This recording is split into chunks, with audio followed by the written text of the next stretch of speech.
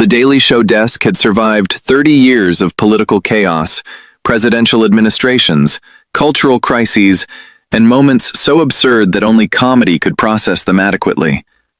Tonight felt different. Meghan Markle sat across from Jon Stewart, and something about the studio energy suggested she'd prepared for the wrong interview. What she hadn't prepared for was someone who'd spent 30 years learning exactly how comedy could access truth faster than any other format.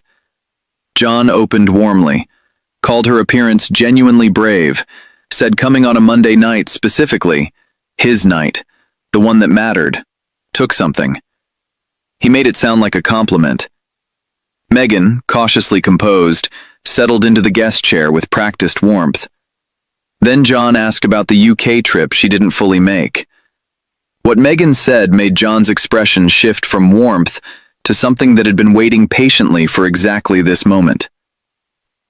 What Jon said after that, still funny, still completely Jon Stewart, but building towards something that would be replayed on every entertainment platform by morning, would become the segment everyone discussed for days. Because 30 years had taught Jon Stewart one specific lesson. The funniest questions are always the most accurate ones. And tonight, Meghan Markle was about to discover exactly what that meant. This is the interview that broke the internet. Subscribe now, hit that notification bell, and let's see what happened. Meghan arrived with her usual entourage, settling into the guest chair with practiced warmth. Meghan Markle, Monday night, welcome. I want to say genuinely, this is brave. Coming on specifically this show, specifically this week, after the past month. That takes something. Meghan's smile was measured. I believe in genuine dialogue with different audiences. Different audiences, yes. Let's see how genuine the dialogue gets. I'm hopeful. I want to start with something that genuinely puzzles me, Jon said, leaning back with deceptive casualness. The UK trip, July. Harry goes, the children go.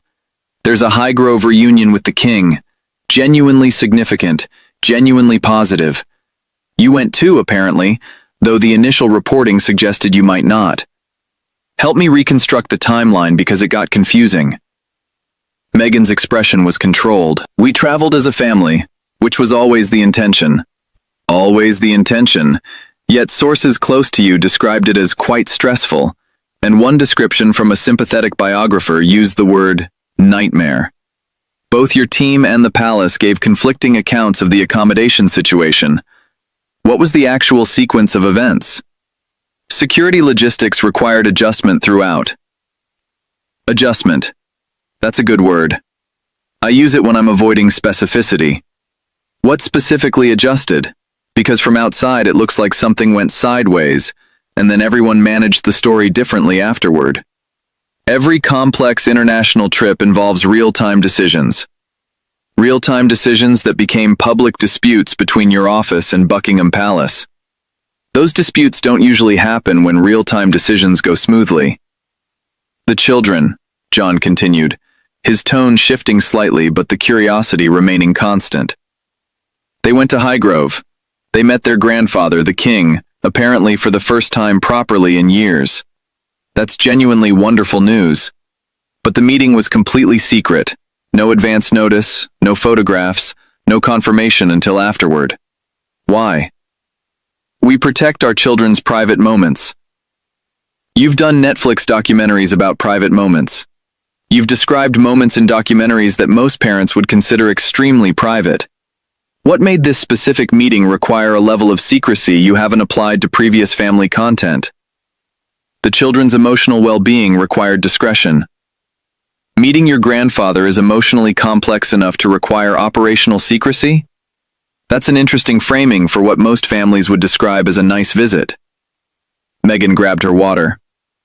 Every family manages significant transitions differently. Transitions from 4 years of absence to a private meeting? Yes. But why secret? Unless something about the meeting itself required management beyond typical privacy protection. Let me ask something I've been genuinely curious about, Jon said. Your husband has made several visits to the UK over the past few years. Some solo, some with the children, now this one with everyone. The security situation that previously prevented family visits seems to have resolved, partly. What actually changed? Because the security concerns that prevented visits for 4 years apparently became manageable the moment the Invictus Games countdown required presence. Appropriate arrangements were made. Appropriate arrangements that took 4 years to develop, and coincided with a significant professional engagement. I'm not saying those things are connected. I'm asking whether they're connected. Harry's commitment to Invictus creates different operational contexts. Operational contexts. You know what I love about this conversation? The language. Operational contexts. Real-time decisions. Every time you're approaching something specific, there's a phrase that sounds substantive, but contains no actual information. I've studied politicians for 30 years. This is excellent political language. The as-ever produce guide, Jon said, pivoting with what appeared to be genuine amusement. July 14th. Beautiful seasonal content. Cherries, strawberries, tomatoes, basil, mint. Also, the exact week the CDC was dealing with a significant outbreak of cyclosporiasis, which is a parasitic intestinal illness linked to summer produce. The internet noticed the timing. Meghan's expression tightened visibly. I don't monitor every CDC health bulletin before posting seasonal content. Nobody expects real-time CDC coordination for lifestyle content, but your brand is built on intentionality, seasonal awareness, living thoughtfully. The gap between the brand premise and a produce guide during a produce-linked parasite outbreak is something I couldn't not notice. That connection is completely unfair. It's documented. The CDC bulletin is public. The post is public. The dates are public. I'm not connecting things that weren't connected. They were already connected by the calendar. The context was entirely different. The context is literally the same week on the same calendar. I've been doing this long enough to know that calendar-based irony doesn't require interpretation. It just requires reading. The Daytime Emmy nomination, Jon continued, with Love Meghan got nominated for Outstanding Lifestyle Program. Congratulations, genuinely. But reports also describe Netflix sources saying the relationship is essentially finished. Those two things exist simultaneously. How?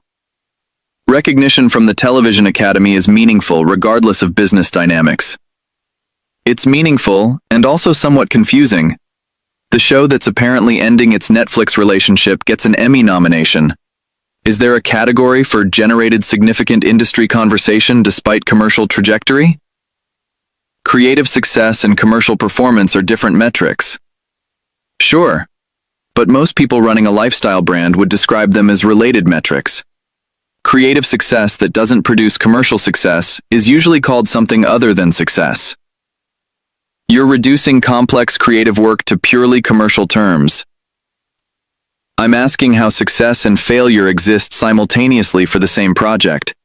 That's not reductive, that's a genuine question about how you're defining both words. Let's talk about what I'll call the staff situation, Jon said, his tone growing more direct. Reports of significant turnover at Archewell, multiple departures, specific descriptions of difficult working conditions. This has been reported consistently across different sources over several years. What's your explanation for the pattern? Every organization experiences natural staffing transitions. 18 people isn't natural transition. That's a number. Organizations that describe their working environment as excellent don't generate this specific volume of consistent, similar reporting from independent sources. What's actually happening internally? You're presenting incomplete reporting as established fact. I'm presenting consistent reporting from multiple independent sources over multiple years as a documented pattern. Those are different things, and I think you know they're different things. Media narratives develop momentum regardless of accuracy. Media narratives that are specifically inaccurate get corrected, legally or otherwise. You've demonstrated willingness to pursue legal remedies when you believe reporting is inaccurate. The staff reporting has generated no legal challenges. What does that suggest? I want to ask about Harry specifically, Jon said, shifting terrain. Sources sympathetic to you described the July trip as quite stressful. The palace accommodation situation became public in a way that seemed to catch everyone off guard. You've described wanting family reconciliation. From your perspective, what actually went wrong during this trip? Complex family situations involve unexpected elements. Every family trip involves unexpected elements. Sources described yours specifically as stressful in a way that suggested something beyond unexpected logistics. What was the stress specifically? I won't characterize private family dynamics publicly. You've characterized private family dynamics publicly in extensive detail in other formats. The characterization exists at length and in print. What makes July 2026 specifically off-limits? We're in an ongoing process of family healing. Ongoing process. That's beautiful language. But it's been ongoing for years, and July went specifically sideways in ways your own sympathizers acknowledged. What does an ongoing process look like when a specific moment goes sideways? The divorce rumors, Jon said, his tone carrying that particular Daily Show directness. They've been persistent for months. Specific. They've required formal denials. Your husband's recent trips to the UK have generated increasing discussion about whether your priorities align. What's actually happening in your marriage? Tabloid speculation without foundation. Speculation that generated formal response from your team, which is the part I keep coming back to. People and institutions with nothing to respond to typically don't respond. The response itself is information. What required the statement? False narratives spread without correction. False narratives spread when there's material to attach to. Your husband traveled to the UK for extended periods. You weren't always prominently present. The children went to meet their grandfather without you initially being confirmed as present. What's the material those narratives are attaching to? People who wish us harm generate false material. From nothing? Sustained, specific, months-long false material? That's either an extraordinary manufacturing operation, or there's something real underneath. Which is it?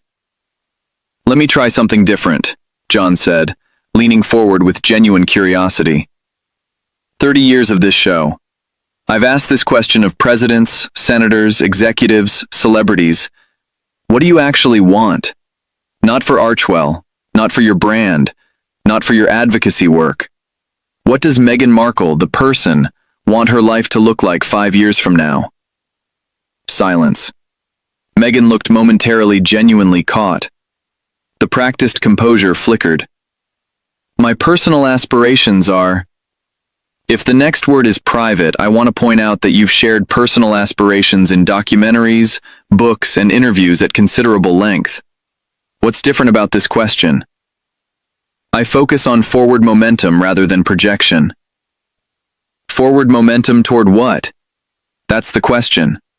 I can describe your complaints about where you've been in considerable detail. You've provided that material generously. I can't describe where you're trying to go, because that's the one thing you've never actually articulated. More silence. See, that's actually more revealing than anything else you've said tonight. Here's what I've been building toward, Jon said, his tone carrying genuine seriousness now underneath the habitual wit. I've watched your public story for years, and what I notice is that it has remarkable descriptive detail about everything that was wrong: the institution, the family, the media, the racism, the neglect, all of it detailed extensively. What it doesn't have is a clear vision of what you're building toward. We're building systemic change through... Systemic change is a process description, not a destination. Where does the road go? What does the destination look like? When Archewell succeeds, what exists that didn't exist before? When the advocacy works, what's different? I've asked this of politicians who couldn't answer it, and it's always the most revealing inability. Change takes time to articulate. Change you've been pursuing for years in a very public way. If you can't articulate the destination after this much time in public, either the destination doesn't exist yet, or something else is happening. You've used this show as a platform to reach different audiences, Meghan said, her composure cracking into something more confrontational. What you're doing is using me as content for political comedy. Jon's expression remained genuinely warm but entirely unmoved. I'm using documented events and your own public statements as material for questions you're not answering. That's not using you as content. That's doing journalism with a joke attached. The jokes are there because this is a comedy show. The questions are there because the questions exist independently of whether I ask them. Your framing is designed to humiliate. My framing is designed to be accurate and entertaining simultaneously. If the accuracy feels humiliating, that's worth examining, but it's not about my framing. You're doing exactly what every other host does, treating my life as entertainment. Your life generates entertainment because you've made it extensively public in entertainment formats. You've done this deliberately and profitably. The entertainment industry responding to entertainment content isn't a betrayal. It's the logical consequence of the choices you made. This interview has become hostile, Meghan said, standing up slightly. This interview has become specific, Jon said, entirely calm. You're conflating the two. Hostile would be personal attacks or fabrication. Specific means asking about documented events you're not explaining satisfactorily. The UK trip. The produce guide. The Emmy nomination paired with the Netflix situation. The staff departures. The marriage speculation. The inability to describe what you're building toward. Those are specific questions, not hostile ones.